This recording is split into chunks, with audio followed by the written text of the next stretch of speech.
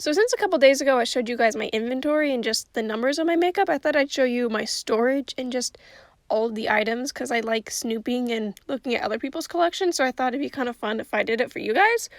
Anyways, so my first section over here, I have all of my brushes, and I do my makeup in front of a window with this mirror here because I like the lighting.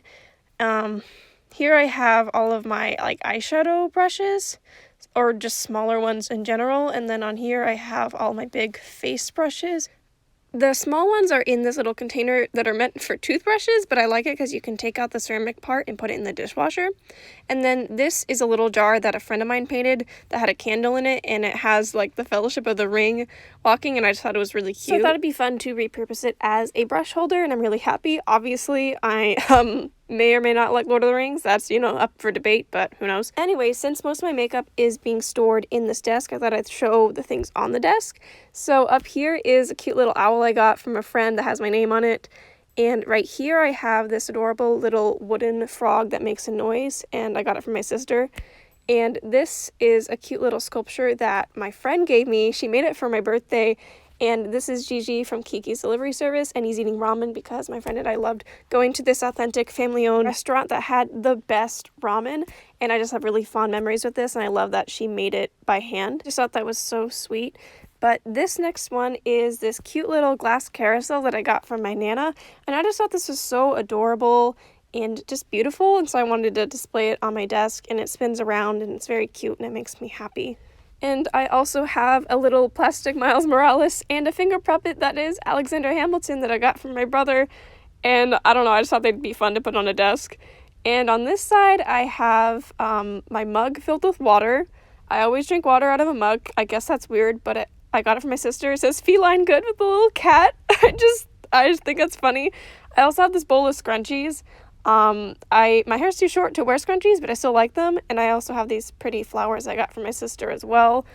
And then over here I have all of my necklaces. I like just having them displayed so I can see them, and they are pinned to this bulletin board. As you can see, it is currently covered in many programs. All of these shows I've seen live except for the Playbill.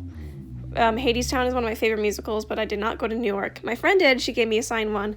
I was very grateful. Hopefully one day I'll be able to go to New York and see a live Broadway show, but as of now, I'm very grateful for all the shows I have seen live. But other than that, I just have some random things on this bulletin board that make me happy, including these 3 pictures that my sister drew me, and some of them are her characters that she's writing a book in, and I just love them and they make me happy, especially this birthday hugs one where she's hugging me in the picture. And yeah, I just have random things that I like or that kind of say something about me.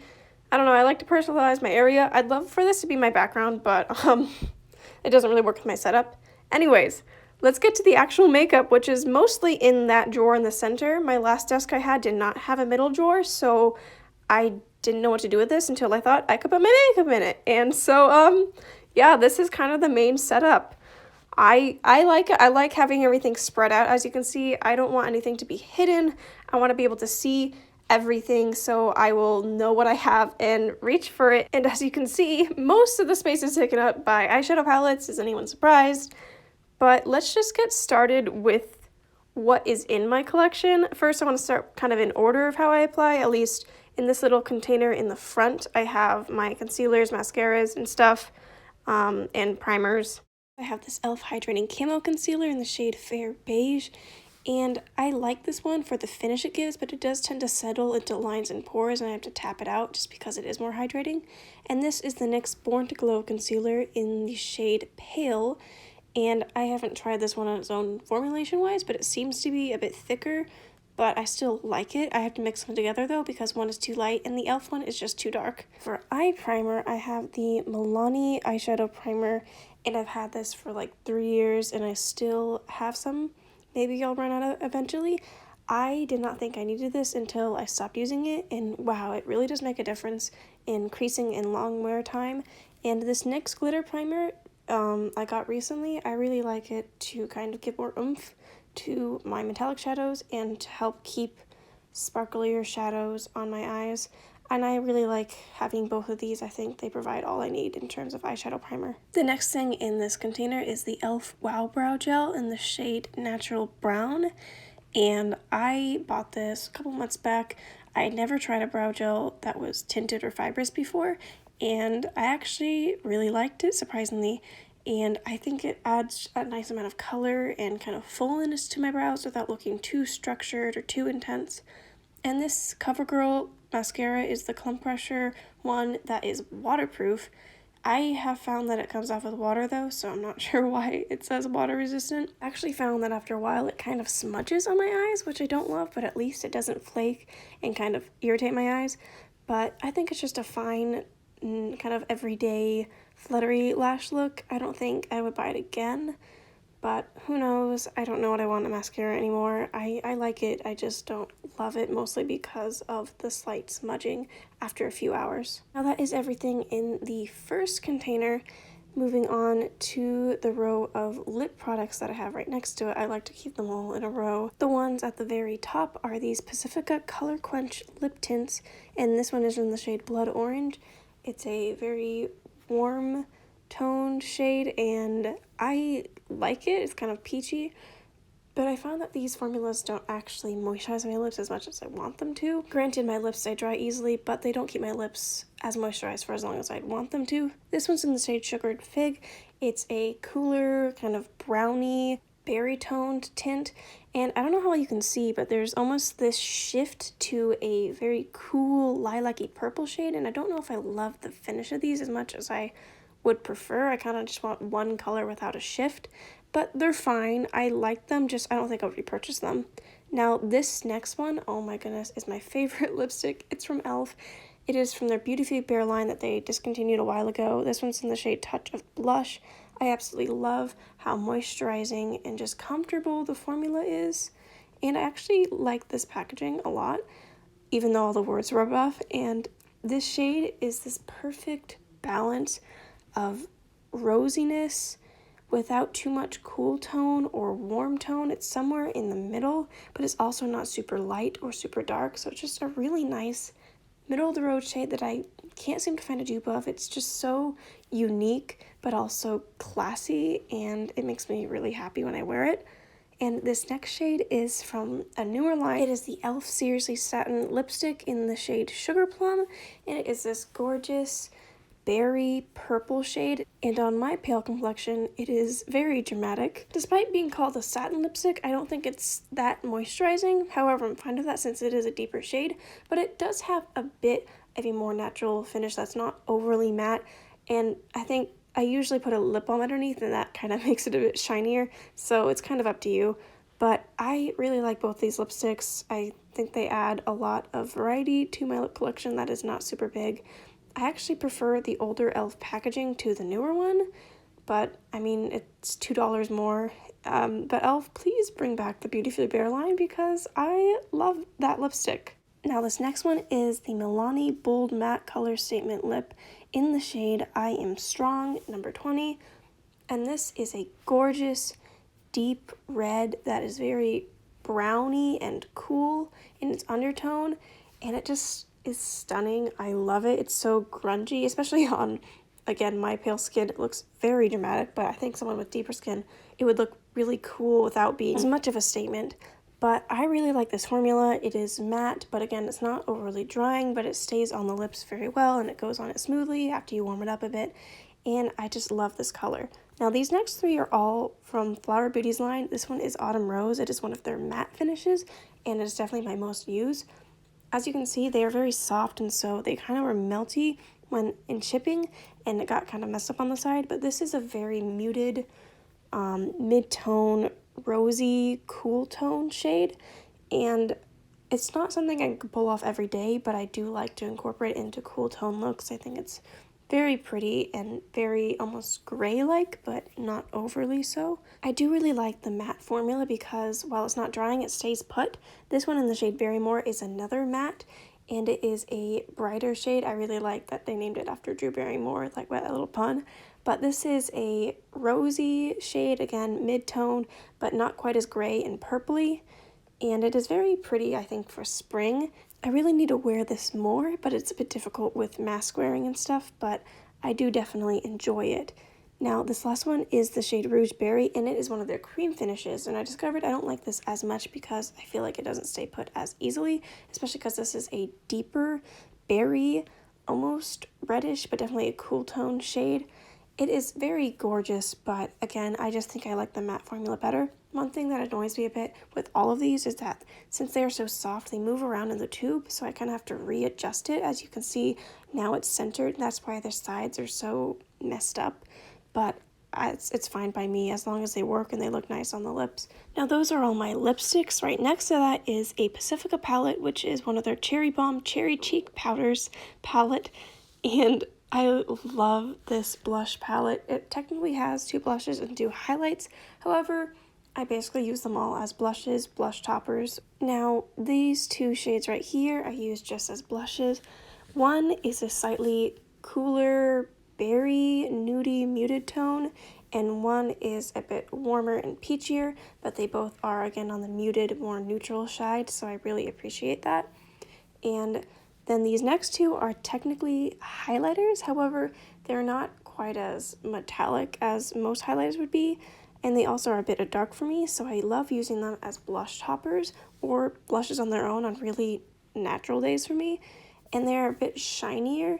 All the blushes have a bit of a sheen, but these have this beautiful glow to them that's noticeable but not sparkly in any way. It just looks so nice and sheeny without being chunky in any way. It's so smooth and it finishes the look really well. I kind of use them as a finishing blush powder in a sense sometimes. Really enjoy the colors and the formulation of this palette. And right next to that I have my Essence lip liner in the shade Under My Skin. This is my one and only lip liner. It is similar to my lips but a bit darker and brighter, but I use them if I ever need help just tracing my lips or using it on its own with a lip gloss on top or something, but it's very handy to have. In this next container I have lip glosses. This one is the Essence Shine Shine Shine Wet Look Effect lip gloss in the shade Behind the Scenes, and it's just a standard clear gloss without any shimmer. As you can see, the dough foot's a bit stained from me putting it on top of things. I really love the formulation of this. It is not sticky, but it's not too watery. It has a really nice shine, really nice lasting power. It's an overall really solid gloss. And this next one is the Milani Keep It Full Lip Plumper Gloss. I think that's what it's called. This is in the shade Prismatic Peach. Now I'd say it's a bit more pinky than it is peach, but this is a sparkly shimmery shade. And it doesn't have a ton of opacity, but it does have a tiny bit of a tint, but it has a lot of sparkle and shine. I don't know how you can tell, but there's a lot of reflective sparkles in there that show a lot of colors. And again, it's not a sticky gloss. You can feel a tiny bit of grit, but it's not that overwhelming. And this next one is another Essence gloss, but this one is in the shade No Brainer. Unlike the previous Essence gloss, this one has shimmer and pigment to it. It is quite opaque. It is a peachy, neutral kind of tone. I don't know how well you can tell, but there is shimmers. They're not quite as holographic-esque as that other Milani one, but it definitely is sparkly, shiny, very fun. It is a bit stickier than the Essence clear gloss, but it is not that sticky. The last gloss I have is that same formula, but in the shade Let It Go, and it is this pale apricot kind of shade, and it is not super pigmented. However, it does have significant pigment, and I don't know if I like it because it almost is too light for me, and I don't think I love it, but I'm still trying to give it a chance, still experimenting with it, but I'm not sure how I feel about it. Now, the last lip product I have is this e.l.f. Ride or Die Lip Balm in the shade Tough Cookie, and yes, it smells like sugar cookies. I like the formula, but it is very, very thick, and in this packaging, it is very difficult to squeeze out, especially if it is not a warm day. So I wish they packaged it differently. It's not very easy to apply, not only because of how hard it is to squeeze out, but also just the design of the tube and how it comes out. You kind of have to use your finger to blend it in, but it's very pretty, warm, nude shade, and I like the color, and I like how it feels. It's very moisturizing, but yeah, I just don't love the packaging and how it works with the formula. But for $5, I can't be that mad. Now this next one is a bit confusing because it's actually a Franken product I made with items that are either decluttered or used up. and I just made it into, I wanted it to be a tinted lip balm, but it actually ended up being a really nice blush on me, and it looks really bright, but when I blend it out on the cheeks and it kind of sinks into my skin a bit, it actually looks like a really natural flush tone on me, so I quite enjoy that, though after a while painting it, I got a little bit tired of it, but yeah, that was just kind of a fun random one. And this is another kind of Franken. I put some color correctors and mixed them together. Just put them in this pot. Random, I know. Now this one is an eyeshadow, a NYX single in the shade Tin. It is this beautiful metallic silver. I bought it because the only silver I had was a glitter, and I wanted just a plain metallic one. And yeah, I really like it. I love the cute packaging. It's very shiny and pretty. I should use it more often. Moving on from that section, the one above that has some face products and an eyeshadow palette. But this first product is the Physicians Formula Super CC Powder in their shade like light medium. I don't know. I'm pretty sure they probably have one shade. But it is a bit dark and yellowy peachy for me. I didn't buy it myself because my mom decluttered it to me, but it's like a fine powder. It's a bit too matte for what I want, and the color's just a bit off, but it is what it is. Underneath, I actually store a Franken bronzer, however, and this I had fun mixing a bunch of different shadows and stuff into a bronzer that works, and it's fine. I make it work. That was a bit of an experiment, but I use it just because the packaging in Physicians Formula products is so bulky, and I wanted to utilize that excess space. Next up is this Milani Rose Blush, and it looks like this because 1, it's old, 2, I dropped it and it all shattered inside, so it didn't actually escape the packaging, but I ended up repressing it and it ended up breaking again sometime down the road and repressing it again, and for some reason it got hard pan around the edges, but it is workable in the center, and I like the product and the color enough to keep it because it still works, and it is a very pretty rosy, nudie, everyday kind of pink shade, and it's not too bright, and it is a nice matte formula. This is in the shade Romantic Rose, and since this is so old and it's been through so much, I just want to keep it because I still enjoy it. Now this next blush is the Physicians Formula Butter Blush, a similar age to that Milani blush, but it looks a little bit better because it repressed better. I ended up hitting pan, but it had almost like an air bubble inside, so it got a bit crumbly, so I thought I would just repress it. And it is this beautiful, unique shade that is rosy, cool tone, but it also has warmth to it, but it's also a bit gray. I don't know how to describe it, but it's just so beautiful. I think it wouldn't work for that many skin tones because it is a bit lighter. I bought it a while ago, but is in the shade Plum Rose, and I really love the smooth, soft matte formula. Underneath, I did a similar thing as the previous Physicians Formula product, and I put a random blush from a palette that I don't think the brand really exists anymore, but it is this bright pink with almost like a bluish sheen. I don't know how I'll feel, but I have to try it. In this, behind it, I have the Covergirl Trio in Shimmering Sands, a classic, truly. It is just 3 shimmery, neutral, kind of cool, but some of them are a bit warmer than others. They're all shimmery, not super metallic, but not really matte. And they're just kind of everyday, easy shades. I think this would be good for travel if I ever get to, travel out of state. But overall, this is a very simple, easy, practical palette that I like. Now that I've showed you everything inside of these containers or in just little sections, I want to go through things that are lying flat. Before I get to eyeshadow palettes, I should show you my only highlighter. This is the Milani Strobe Light Highlighter in the shade Afterglow. It is a very pretty, pale, peachy pink, but also a bit champagne-y highlight.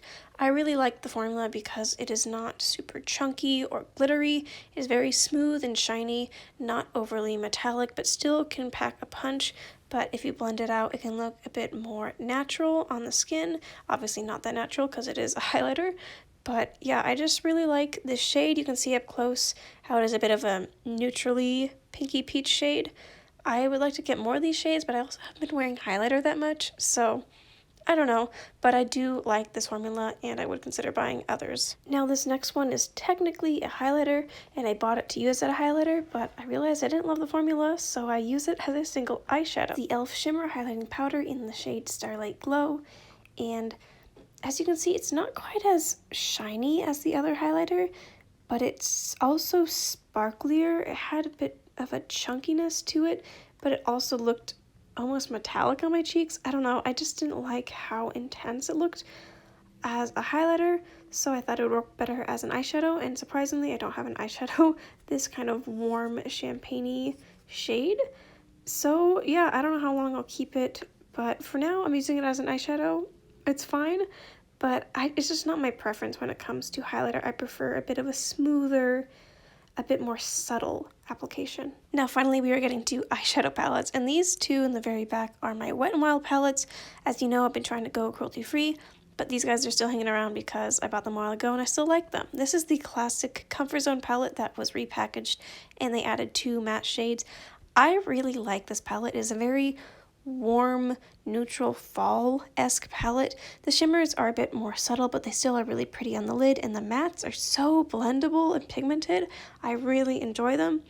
I don't love the 2 deeper shades because they're kind of like mattes with shimmers and they don't actually have as much color as I would like. For instance, this green one actually is more of a charcoal gray with greenish shimmers.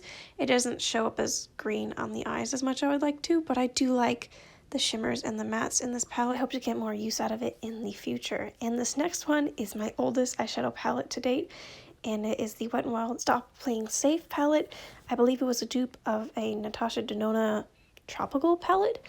And again, I really like the mattes. The dark one I'm not as in love with just because of the color, but the mattes on this side are also really good. I don't love most of the shimmers in this palette. That one on the top got a bit of hard pan. It's not super shiny. It's kind of a weird finish. And then the yellow one that's gone is a bit chunky. The blue is fine, but the green is a dud. And this lighter green is actually really pretty.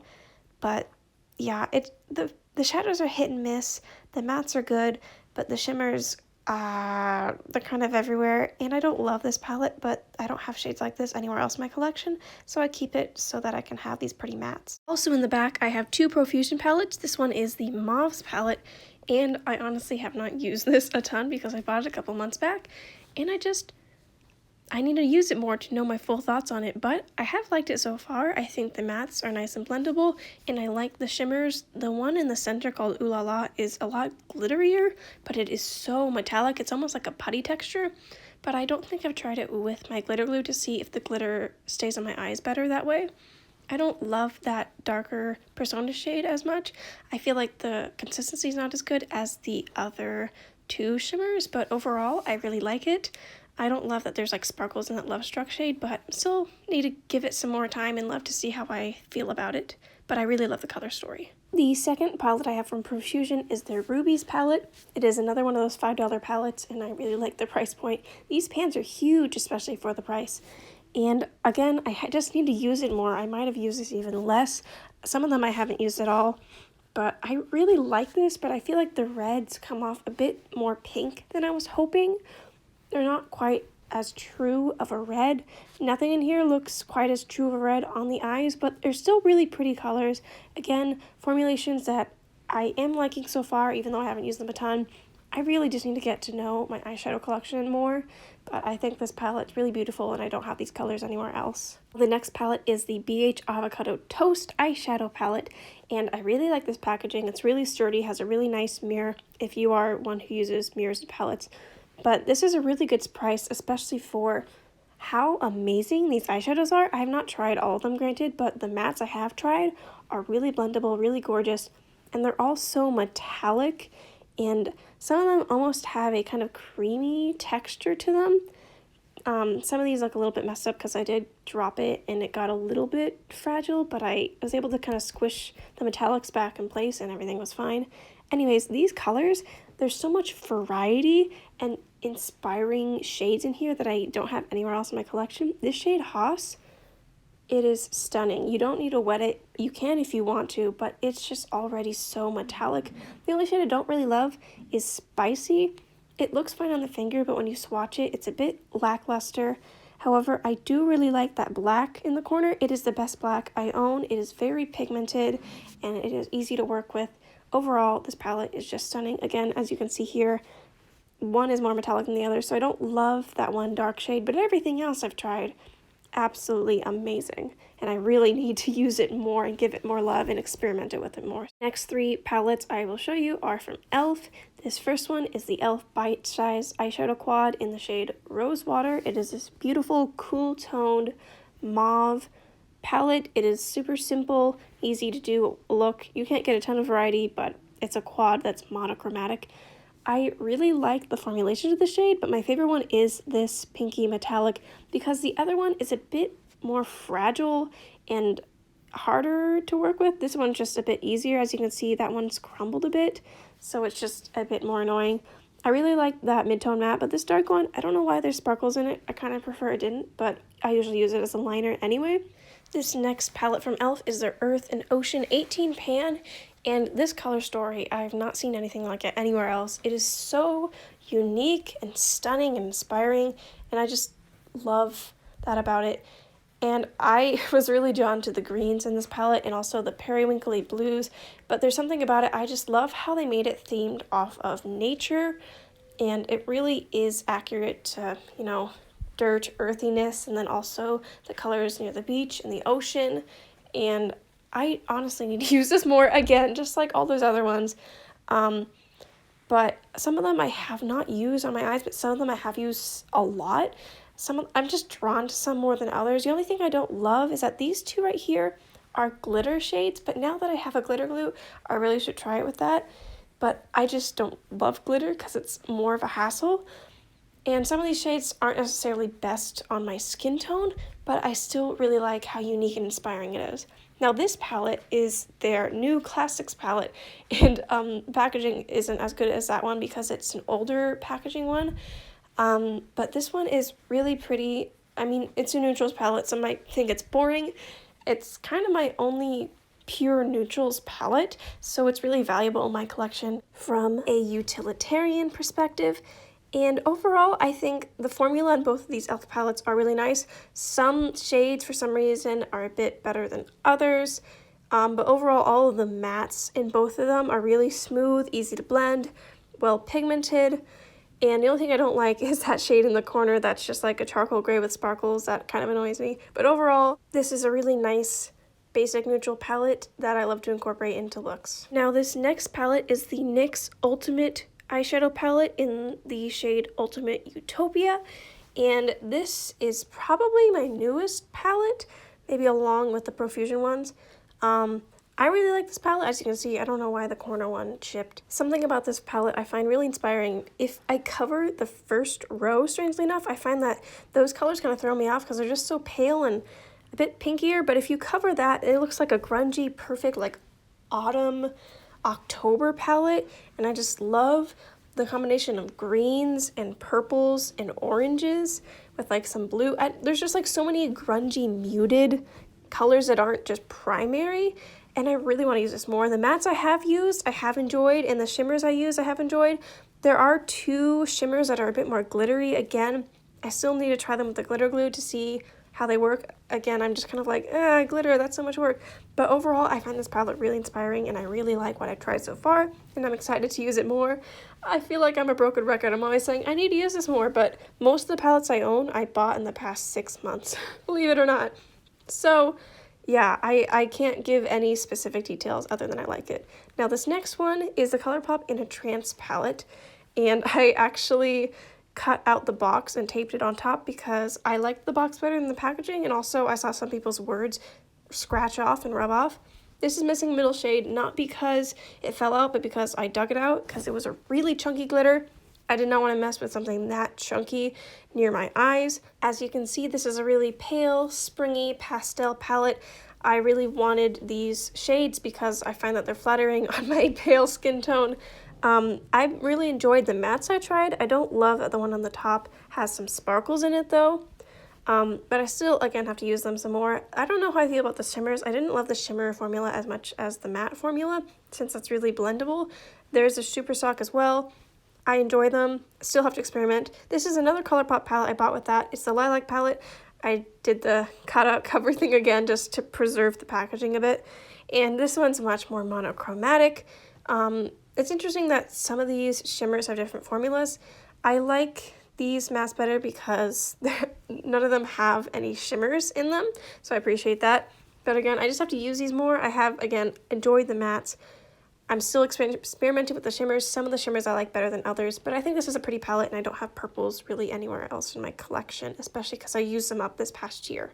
Now that is everything in this main drawer. This is all of basically my normal, everyday kind of makeup. And then I have some interesting things going on in the drawer right next to it, including some backups. So in here we have some of my magnetic palettes.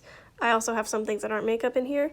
And then I have some backup concealers and just empty pan things that I don't know where to put in anywhere else. And as you can see, I have some frankening things going on. If you are new to this channel, I like to mix makeup products together to create new ones. As you saw earlier, I had like this Franken cream blush thing.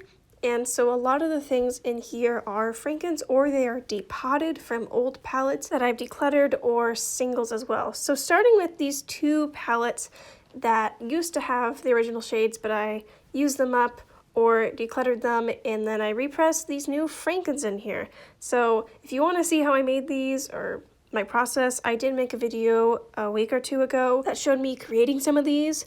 And this next palette is all of my depotted single shades, and I used this old box that held a gift card for Bare Minerals that I thought was just absolutely gorgeous. I loved the like owls and the gold on it, so I wanted to use it since it was so pretty, and so I made it into a magnetic palette where I have some Frankens but mostly repressed or depotted shadows in here. These matte shadows are from an old Wet n Wild palette, and I also have some Milani shades in here, a Physicians Formula shadow, and some that are depotted from a Beauty Gems palette. I don't even know where that brand came from, but I also have a single Covergirl and then the Frankens over there. So it's just kind of a hodgepodge of a bunch of different things, but it works for me. I'm really glad that I didn't go buy my own magnetic palette just because this really works, and the thickness of it doesn't matter because of the way I store things. This is another thing that wasn't a magnetic palette, but I made it into one. It was a little tin to hold tea, and I thought this was just so cute that I wanted to use it. So yeah, it holds some more singles. That is a Covergirl single. I have some Milani depotted shades, a Revlon shade, a Wet n Wild shade. Again, just a bunch of random ones that I hope to finish in the near future for most of them. And yeah, these work for me. I really enjoy having these cute palettes that I made. Now this random little guy in the back is a little Wet n Wild compact that I tried to like cover up with tape to make it look better. That didn't really work. But it has a depotted and repressed Milani shadow that I was going to use as a brow powder, but then I ended up using other things as brow powder, so it's kind of just staying here, doing nothing, but it also crumbled a bit, but I feel like I'll use it eventually, so it's just kind of there. And then in the back, we have this atrocity. This, I decluttered or used things in this bottom drawer, but this giant kit my stepmom gave to me, I don't plan on using those little jelly glitter things, but I did end up using a lot of these eyeshadows. I did not use them all up. I used a lot, though, in the Frankens you previously saw, and or I repressed them into that magnetic palette, or I decluttered them. So I have a few left in here that I plan on using sometime soon, but yeah, they're just random, and I decluttered most of the face products except for that one blush I want to try out, but I just kind of keep this packaging until I can move everything out, and then I'm not that worried because I have the space. But that's everything in this drawer, so yeah, it was a little weird. Hopefully maybe one day I'll just have everything fit in one drawer. Maybe? Probably not, but yeah, I'm fine with this. It doesn't take that much space, and also I don't know what else I'd put in this drawer anyway. So now that you've seen all of my brushes, where I do my makeup, in these two drawers, that is everything. That is everything that is in my makeup collection, my makeup tool storage, all the backups, all the random Frankens and weird stuff. Not a super huge collection for someone who is like a makeup enthusiast and shows videos on YouTube, but wouldn't really consider this collection minimalist, at least in terms of eyeshadow and some other categories. But I kind of am fine with being in between a, I guess, more expansive collection and a minimalist collection. There's some areas that I'd be fine with having more in, and some that I want to make sure that I don't have too much or I want to shrink. But yeah, I'm kind of happy with where I'm at. Again, there are things on my wish list or things that I want to use up. Overall, I'm very grateful for what I have in this collection, and I'm very excited for where it's going to go in the next few years. But I hope that you enjoyed this video. This was by no means a way to brag. I just wanted to share my collection because I find these videos kind of fun. I like being a snoopy person who just stares at people's makeup. Even if I don't know them that well, I still want to look at their makeup drawer. I don't know. I feel like I can't be the only one out there like that. So hopefully you enjoyed this and that I wasn't too rambly in my descriptions. But anyways, thanks for watching. Bye!